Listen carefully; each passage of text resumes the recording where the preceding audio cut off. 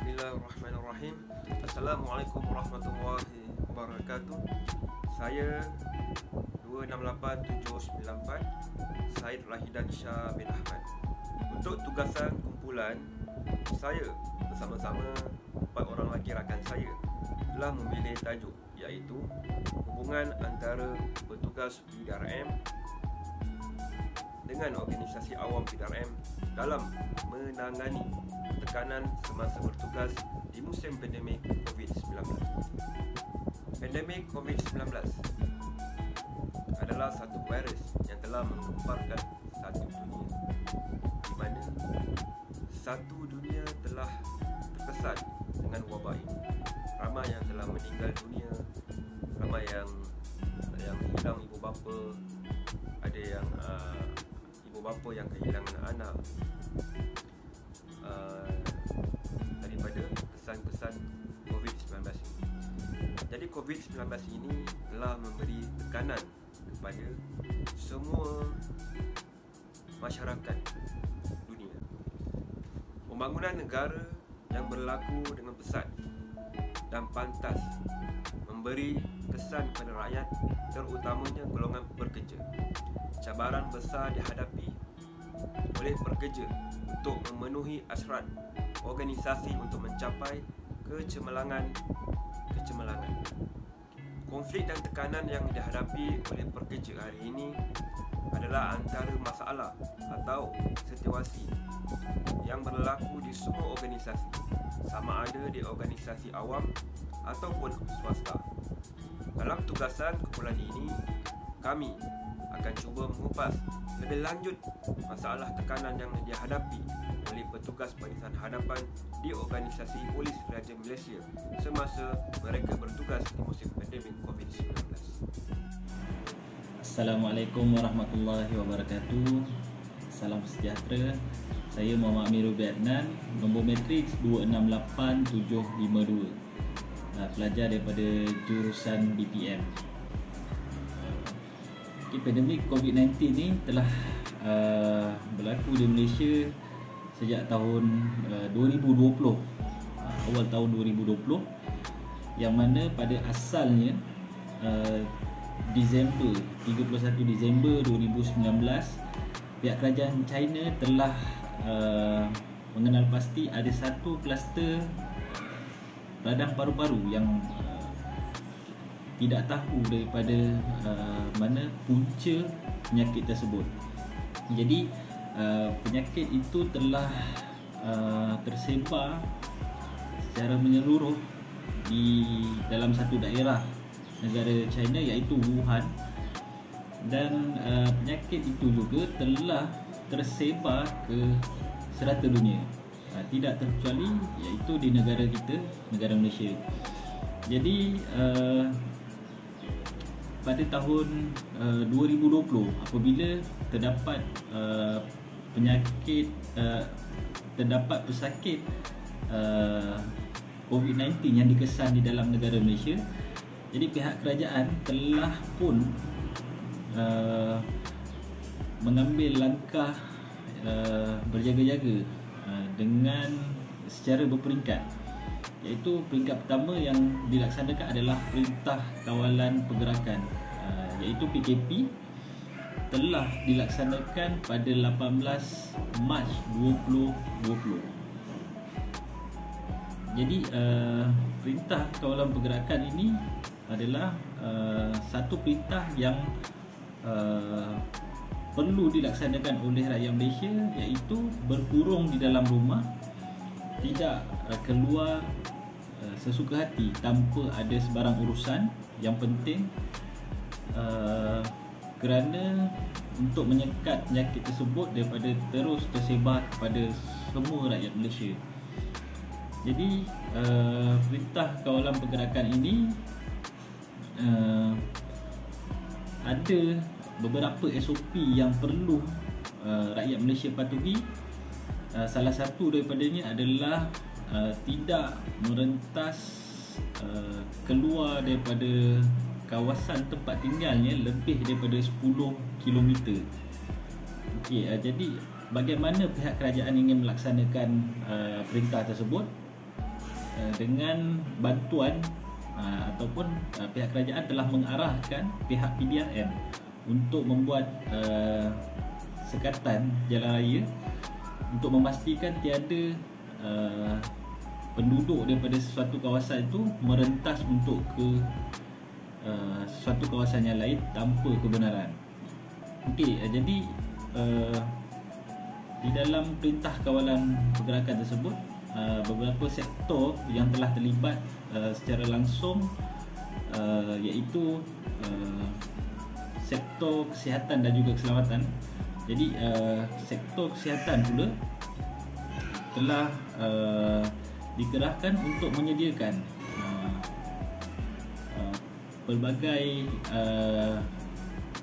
pelbagai servis, iaitu servis kesihatan yang mana pihak hospital perlu menyediakan facilities ataupun memberi rawatan secara pantas kepada pesakit-pesakit tersebut.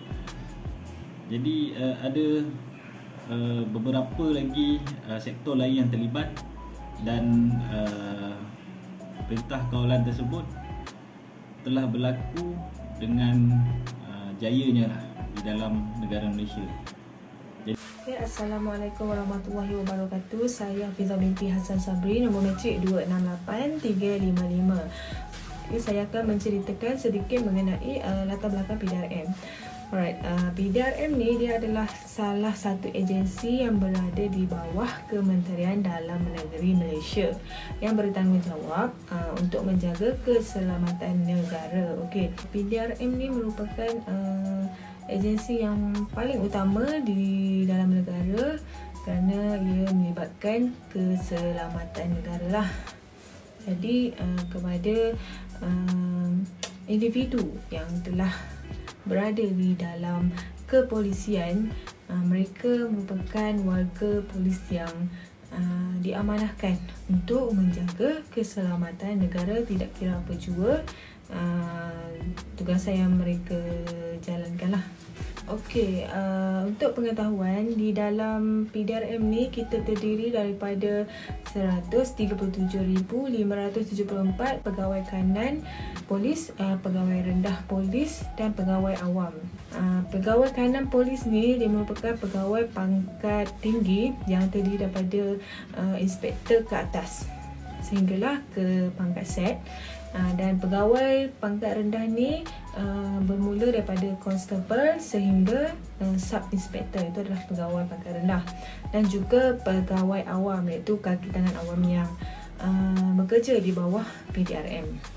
Okay, di dalam PDRM ni kita banyak memberikan tumpuan kepada skim latihan asas, pembangunan dan lanjutan, perkhidmatan dan mengutamakan kesihatan, nilai diri dan kesejahteraan kekeluargaan. Okey, kepada warga PDRM sebelum mereka memasuki polis ni, mereka akan menjalani latihan asas di mana pegawai rendah dia akan menjalani selama 6 bulan latihan, dan juga lebih kurang setahun lebih untuk pegawai yang pangkat tinggilah.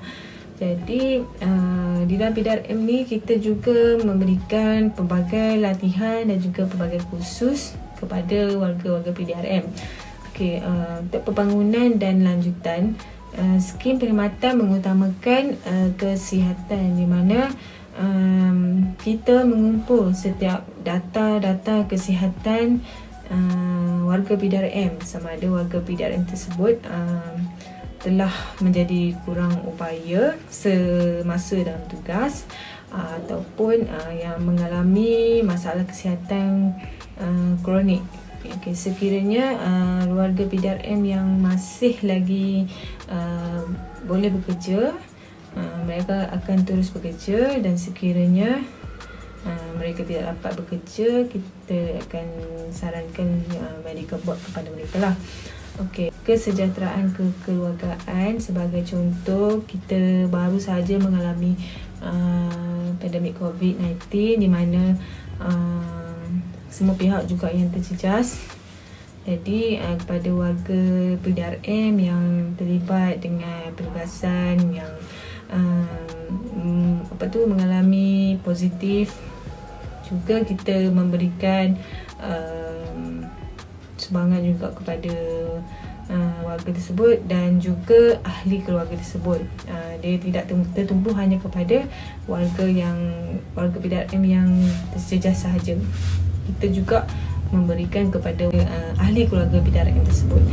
Okey, hala tuju organisasi PDRM adalah mahukan pemodenan dan pemantapan organisasi melalui penekanan kepada struktur, prosedur dan sistem bekerja, perolehan peralatan dan penggunaan komputer, teknologi maklumat dan kaedah pengurusan terkini. Hala tuju organisasi ini adalah untuk pemodenan dan pemantapan organisasi, di mana sekarang ni kita lebih menggunakan komputer dan juga teknologi maklumat yang lebih canggih dan kaedah pengurusan yang terkini lah, yang lebih latest.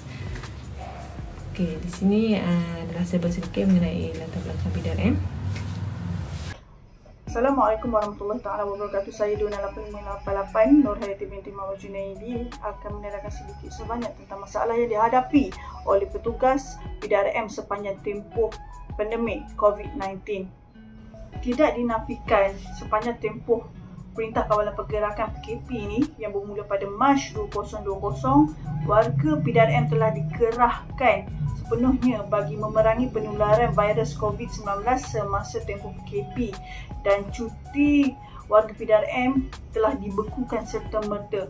Mereka yang bercuti diminta untuk balik berkhidmat di kawasan masing-masing, yang mana salah satu penugasan mereka adalah sekatan jalan raya bagi setiap negeri dan daerah, yang mana mereka akan menyekat pergerakan orang awam dari keluar masuk daerah atau negeri atau tempat di mana mereka tinggal.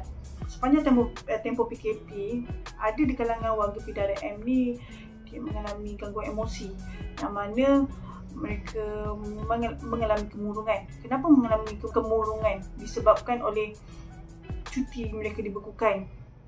Okey, jadual pekerjaan yang padat. Selain daripada itu, disebabkan pandemik ni dikatakan bahaya, mereka ada yang di kalangan mereka mengasingkan diri daripada family keluarga diorang sebab takut berjangkit. Disebabkan mereka rasa risau sekiranya mereka ni punca penyakit itu tersebar, sebab warga PDRM ni ataupun mana-mana orang lainnya terdedah dengan penyakit yang berjangkit ni, pandemik ni. Namun sepanjang tempoh pandemik COVID-19 ni, ramai orang awam yang salah faham dengan tindakan polis yang menghalang pergerakan mereka keluar masuk dari kawasan daerah mereka tinggal atau negeri, kerana mereka fikir PDRM sengaja menghalang pergerakan mereka. Sedangkan PDRM cuba mengurangkan kadar penyebaran COVID-19 ni dengan cara menghalang pergerakan orang awam keluar masuk negeri tersebut.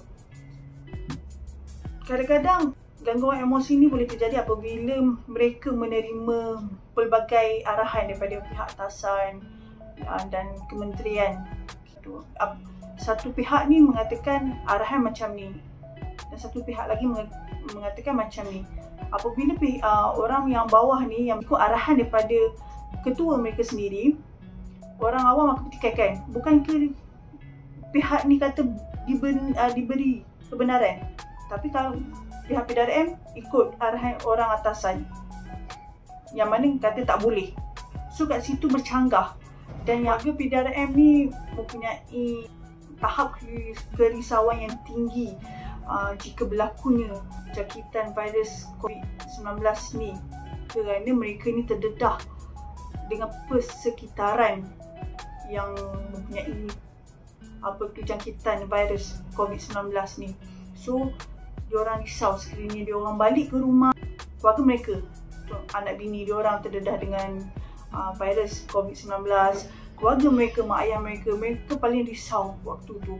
Kadang-kadang ada yang macam mengasingkan diri mereka daripada keluarga mereka sendiri. Untuk pengalaman saya sendiri yang berkhidmat dalam PDRM sepanjang tempoh PKP ni ataupun tempoh pandemik COVID-19 ni, apa yang saya pernah alami iaitu saya pernah mengalami gangguan emosi yang mana cuti kami semua dibekukan. Kami memang tak dapat nak tengok, tak boleh nak jenguk mak ayah kami sepanjang tempoh tu. Okay, kadang-kadang setahun kami tak balik padahal dan waktu mak saya sakit, saya tak boleh nak jenguk dia. Saya hanya boleh jenguk dia apabila saya dapat tahu yang kata dia dah pergi. Itu memberi impact yang besar dekat diri saya, yang mana saya down ketika tu. Dan saya pun mengalami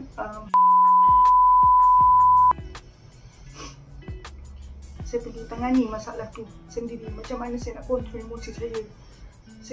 Apa-apa pun saya tetap kena balik untuk berkhidmat untuk PDRM. Sebenar-benarnya warga PDRM sangat memerlukan bantuan daripada pihak pengurusan PDRM dalam membantu mereka mengurangkan tekanan ataupun mengurangkan masalah mereka sepanjang tempoh pandemik ini. Sangat memerlukan. Kerana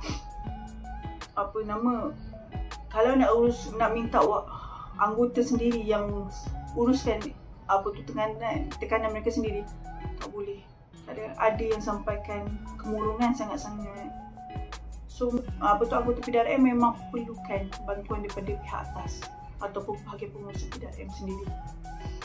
Tidak dinafikan sepanjang tempoh PKP ini bermula, pihak PDRM atau perayaan ini menerima banyak bantuan daripada NGO, orang-orang awam yang ada segi makanan, air, benda-benda macam itulah. Sebabnya sepanjang tempoh PKP ni macam yang seperti mana yang semua tahulah, banyak kedai tutup kan.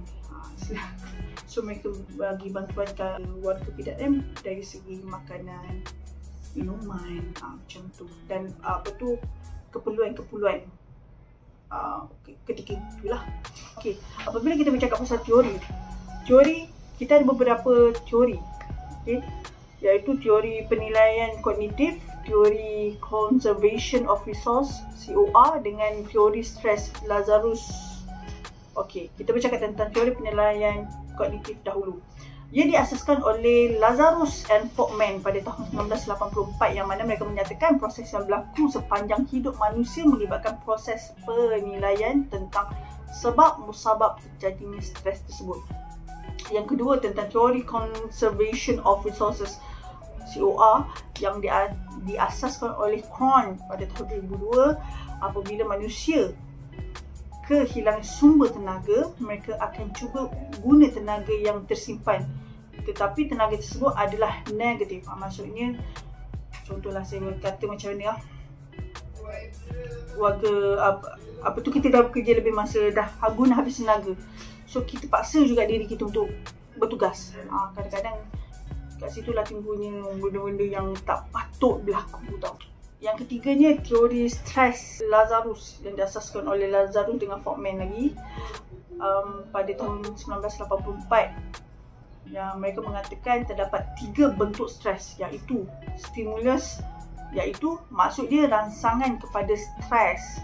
Yang kedua respon, kita semua tahulah respon tu apa, tindak balas terhadap stres tersebut. Dengan yang ketiga iaitu proses. Proses ni macam dia melibatkan dengan sekitaran individu tersebut.